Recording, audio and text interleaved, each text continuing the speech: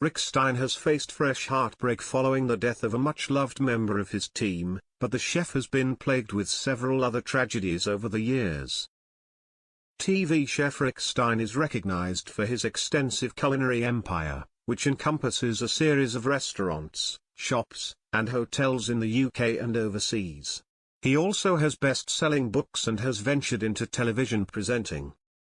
Away from the camera, Stein, 77, divides his time between his home in London, the tranquil Cornish coastline, and the sun-drenched landscapes of Australia with his wife, Sarah. However, his life has been plagued by tragedy. Most recently, a much-loved and valued member of Rick's team was found dead in staff accommodation in Cornwall. The young chef, in his 30s, died on Thursday, February 13, following reports of concern for his welfare. A representative for Devon and Cornwall police confirmed that the chef, believed to have been employed at Rick's The Cornish Arms, was pronounced dead at the location, and his death is not considered suspicious. Here are some of the other heartbreaks Rick has faced in his life. In 1965, Rick Stein's father, Eric, tragically took his own life at a cliff near the family's holiday home on Traverse Head, a picturesque National Trust spot in North Cornwall. Rick later discovered that his father, who struggled with bipolar disorder, had made multiple attempts to take his own life prior to this incident. He had never been close to his father, but reflected to The Independent, "I suspect that if he had survived until I was in my 20s, our relationship would have improved."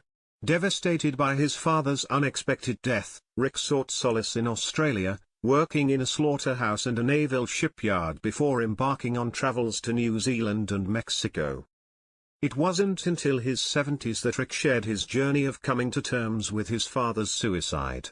In a 2020 interview with Radio Times, he reflected, "The suicide of a parent is a kick in the teeth. But I have to say that latterly and I never would have believed this. I'm much more aware of my father's positive side. The older I get, the more I want to be like him. I'm so much older than he was when he died. But there you go. You know, I think I have probably forgiven him." Rick married his first wife, Jill Newstead, in 1975, and together, they laid the foundation of the Stein culinary empire and raised 3 children. Rick and Jill's union endured for 27 years until it emerged that Rick had been having an affair with his Australian publicist Sarah Burns, who is 20 years his junior.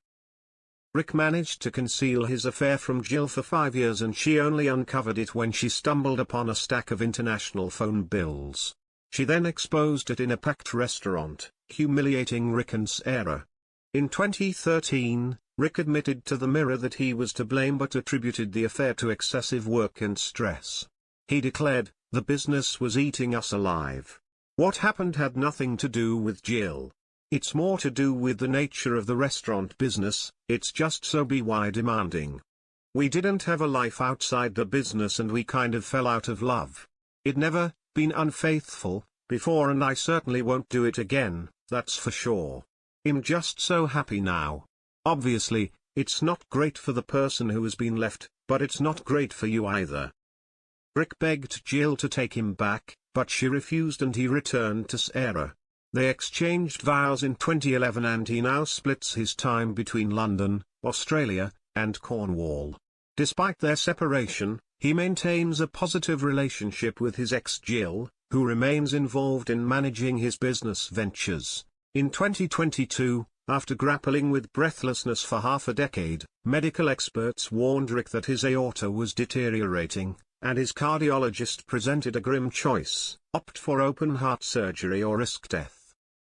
Stein underwent the vital procedure at the Royal Brompton Hospital and was left with a tremendously optimistic outlook on his health and life ahead. He remarked, "Having had the operation and recovered, the improvement in my health has left me tremendously optimistic. Even though at my age and with the normal realities of life I'm not going to last that much longer, I think as long as you've got your health and you're optimistic generally and enjoying your life, you don't tend to ponder too much about how little life you've got left.